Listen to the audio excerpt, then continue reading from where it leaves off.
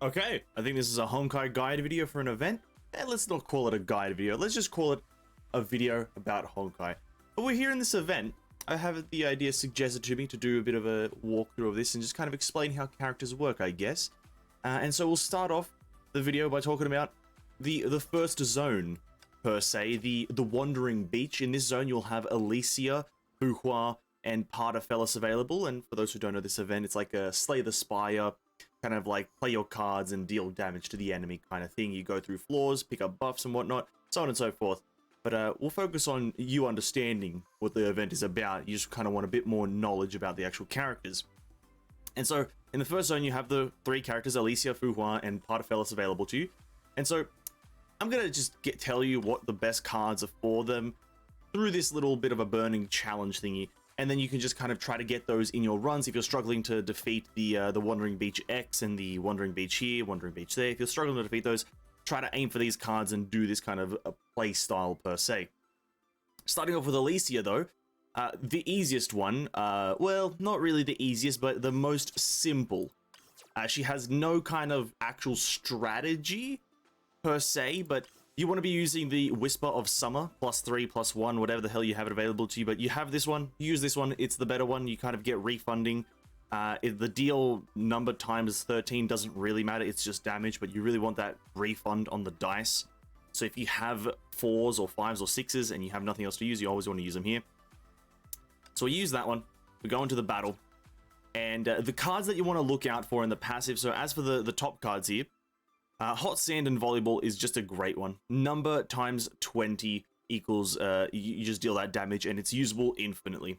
It's a pretty good one. It's a pretty good one. Next one, Snatch a Die plus. This one, if their enemy is impaired, you gain a dice. It's pretty simple. Number times 10 +10. It's a fair bit of damage, not too much, but you gain a refund on a dice. It's essentially what you want to go for. And this next choice is up to you, really up to you. You can go for the dice refund or the re-roll of a low dice, because you can only use a max of 2, so you can refund your 1s into 4s or 6s, or 4, 5s or 6s, or your 2s into 4, 5s or 6s. So this one's a pretty good one. Or if you don't have a method of impairing, you can go for the Flying Fish, which will inflict 1 impair stack. But for this example, we're going to go for a Slice Substitution for the refund of dice, because down in the passives, we're going to go for, when round begins, gain 1 die, just because having die is nice. And then we're going to use Tarnish here, which is use a die rolled a 4 or greater, and you inflict 1 impair stack. Pretty straightforward. You just have to use 4 or greater, and we get an impair stack. And then after here, again, personal preference, obviously. You can have a bit more dice refunding with whenever you use 4 dice of 4 and greater, you get a random die, which is quite good. You maybe get into a bit of a cycle. Or you can go for using a die roll to 4 or greater, deals 15 damage. Both of them are fine. I wouldn't recommend going for the anger stuff. It's probably not worth it. But for this example, let's go for the refund of die. And this build is quite strong, I think. Elysia is kind of one of these characters that's just kind of like dependent on your dice. You can't really kind of build into it. The passive for Elysia's dice thing, obviously, is we can +1 to her dice. Obviously, we can see here I have a 3 dice. We chuck it up here, it gets transformed into a 4, which is behind my camera. So it's a bit unfortunate that you guys can't see it. And then essentially it goes into this. Once you have a 5 dice or a 6 dice, you want to use it into Hot Sand Volleyball.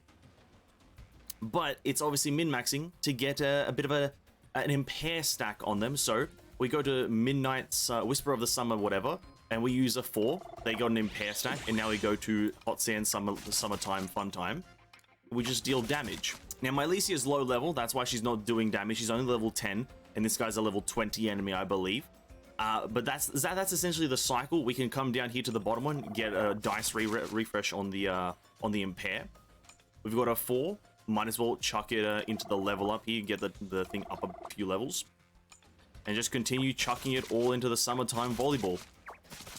We're getting refunds on our dice, because the stacks, get a refresh, go into Summertime Volleyball. And so it's all about building up your dice to a high number. We've got a bunch of 1s here, so we want to just chuck them into the substitution, get 4s, which will then be very good for us. And now we've got 2 4s, 2 3s, and a 2. What the hell do we do here? Well, we refund the 2 into this, try to get a higher one, and now we have 3s, so level up all the 3s to 4s, and then we do this. We have a bunch of 4s, chuck them into here, get a lot of refunding going on. And we got nothing. We got absolutely shafted on the refunds, so it is alright. Whatever. We got a bunch of 6s. And continue chucking them into the summertime volleyball. Get refunds on dices, more here. It's pretty straightforward, Elysia. She's very little complexity here. You just kind of chuck all your high number dice into the highest number damage, and then all the low number dice you try to get the refunds off with the substitution. We don't have something here, but we have the impair. We get a reroll, substitution. You can use it up here, get another substitution if we well, actually we can't get it at least a 3. Maybe we get a low one. No, we don't. That's fine. You just keep chucking it, get a refund. There it is. Elysia's gameplay, very simple. On to the next one.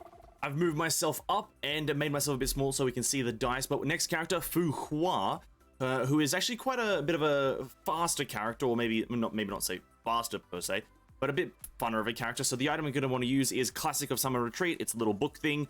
Deal number times 20. Each time you use it in this round, its damage increases. This is going to be like one of your main damage sources. You kind of have one other damage source, but this is going to be your like almost main one. Going into her cards, starting from the top, there's only one kind of required one, Key Impact. You need this. You need Key Impact because this is the builder. This is what we're building up to, and this is our final hit. So that will deal probably your most amount of damage. Next one, we're going to want to get probably gain a dice if you, or rather deal damage, and if the enemy is impaired, gain a dice. Because there's a lot of refunding here. We want to use as many possible dice as we can, and then do this final Key Impact. Because the way the Key Impact works, essentially, is you deal damage, but then that damage increases by 20 for every die that you rolled this round. So if you're in a round, you roll 20 die, impossible obviously, that damage is going to be 20 times 20 plus 15, a lot of damage, right? So you just want a lot of dice. So we're going to get the gain a die here. Obviously we cast a card, gets it, but then we're also just going to do this one, which is gain 2 dice, roll a 1, deal 20 damage. The reason we want this one is because it's going to synergize with something that we choose down here. Down here, for every 25 dice, gain 1 time stack. That sounds great. And in practicality, when you're doing a stage, that's going to be really good. So you're probably going to want to choose that one in a stage. But because we're in this kind of game mode, I'm not going to choose it. But the point give back, time haste thingy is really, really good, actually. What we are going to choose, though, is dice recycling, as well as acid erosion. Dice recycling, every 3 dice that we use that are 2 or less, we get a free dice. So, and that's why we want the whole dice, is so we can get rid of our 3s to split them into 1s, so then we can get more value out of recycling. And acid erosion is just for the impairment, so we can have a chance at snatching dice, or snatch a dice rather. It's 40% chance to inflict and impair whenever we attack. 40%, it's like, it's pretty okay, but it is what it is. Chance, RNG, gotcha. And then the next one, it's really up to personal preference. You can go with Fine Sand or Tide. It doesn't actually goddamn matter. It's 100 damage every 10 dice, or 10 damage every 1 dice. Mathematics is the same. I just go for Fine Sand because it's more instant. And you start your round. Now, Fu Hua's basic ability is very straightforward. You split a dice. Her top thingy here, you split a dice into 2. So if you have a 4 dice, you split it into 2 2s. If you have a 6 dice, you split it into 2 3s. If you have a 5, you split it into 2 and 3, right? You just cut the number in half. So if we put our 4s up here, boom, we have now many more 2s. Quite straightforward. Now we have another 4 here. We're going to save that because that can be our key impact triggerer. If you come into a situation where, with Fuha, where you have a dice that is higher than anything that you can cast right now, and it's only one of them, you can actually save it to be the triggerer for key impact because any number of dice can trigger key impact. It's pretty obvious. But extra, we're going to split out 2 into 2 1s. And we haven't gotten an impair yet here. We haven't gotten a single impairment on him. So we're going to cast into the top one here until we do get an impairment. There we have it. And then we're going to chuck this thick part here and trigger that. Now we got an extra 4. That's a bit unfortunate that we did get a 4. It does come down to RNG. But we just continue spamming cards into the Classic of Summer Retreat, the very top one here. Just continue chucking them in there. Get your dice refreshes from the passive that we got. Bam, bam, bam, bam. And then now we come up to this one. Now, sometimes you might have a 1 die. You always want to save 1 dice with Fu Hua and use that in key impact. Now, in an optimal situation, that would be one of the dice here. One of these would be something else, and we chuck it up here. But in this situation, we have two. The last dice here goes into key impact, and that triggers a massive 1100 hit. And that is the gameplay loop of Fu Hua. You want to split all your dice into the lowest number possible. Use a 3 at best in your hold to 0, just to get the extra value. They're impaired, get the dice impairment. Get a 4 there. That's our only 4. From now on, we essentially use all of our low numbers into the very top card. You're going to get a lot of refreshes here. Boom, boom, boom. And then you chuck the last card, or last dice rather, in key impact, and it'll do a massive hit of 1229. And that is the gameplay loop for Fu Hua. Quite simple, quite straightforward. Now onto Pardo. Moving on to our favorite cat girl. This one's a bit high level, so I'll be able to get some better damage out. But you've got to be wanting to use the Treasure Hunter bracelet. Doesn't matter what plus it is. This one is pretty much the only thing you want to use with her. Once you unlock it, doesn't matter if the can's choice feels better. This one is just the chance of die. This character is maybe not so dependent on dice or many dice, but kind of as well. Kind of like Fu Hua, but different thought process, I guess. You're not splitting, but you're just spending. Money, money, money, money, money, some would say. But you're going to want to use that item, and going into her cards, this is where it gets not really that complex, to be quite frank with you. It doesn't really matter, because you're only actually going to be spending your cards in this thing, or rather Pardo's actual signature ability, which it's a cascading effect per se, which we'll get into once we go through her actual like gameplay loop. But my recommendation is go for a bit of dice. Go for a few dice here. You can go for Random Reforge, which gives you 2 dice, and you could go for 0 to whole if you wanted. But just go for one of them. I think just one, and I think we're going to go for 0 to whole because it has a lower total trigger. If you go for both of them, you could do that and kind of try to do this kind of infinite cycle thing, which is not so infinite, but it's limited, obviously. But I think 0 to whole will give you a lot more instant value because it's a lot lower trigger rate. You have to use 3 dice instead of 5. After this, in an actual round, you're probably going to want to go for one fell swoop. This will probably give you a lot more value there because you can actually get below 50% HP in this kind of game mode that we're in, which is the boss mode, I guess. You can't really get them to 50%, so no real value here. But in an actual round, one fell swoop will give you the more value.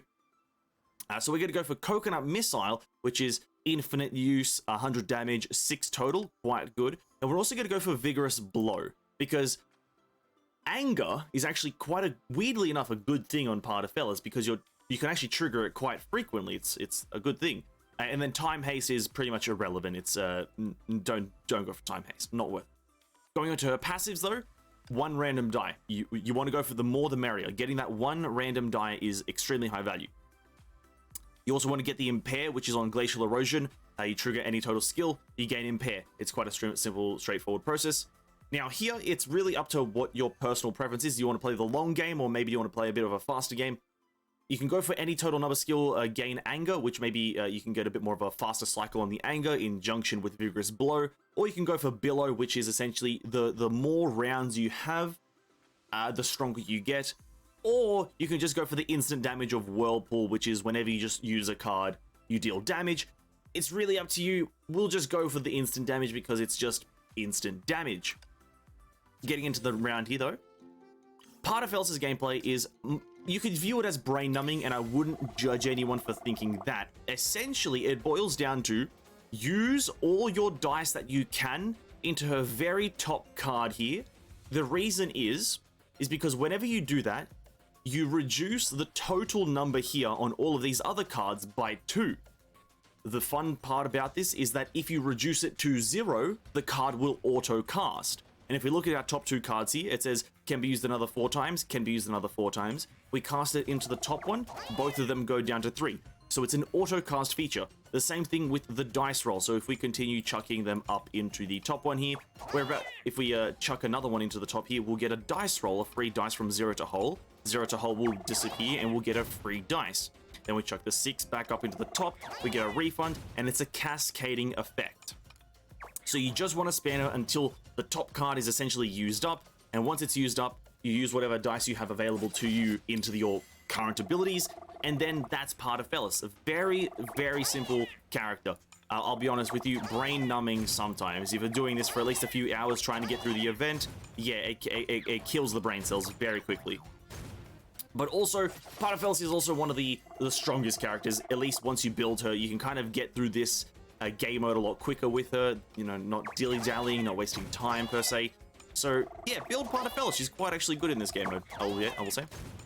And that's Pardo. That's Pardo there. And there you have it. That's the Wandering Beach here. That's the Wandering Beach. I will have the next video for the Icy Cave up sooner or later. I've finished all the challenges here, but figuring out how Sakura and Mr.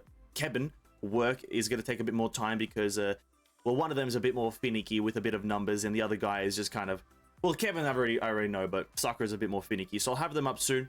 But hope you enjoyed the guide on the Wandering Beach. I don't know if I should call this a guide, but hope you enjoyed anyway. See you in the next video.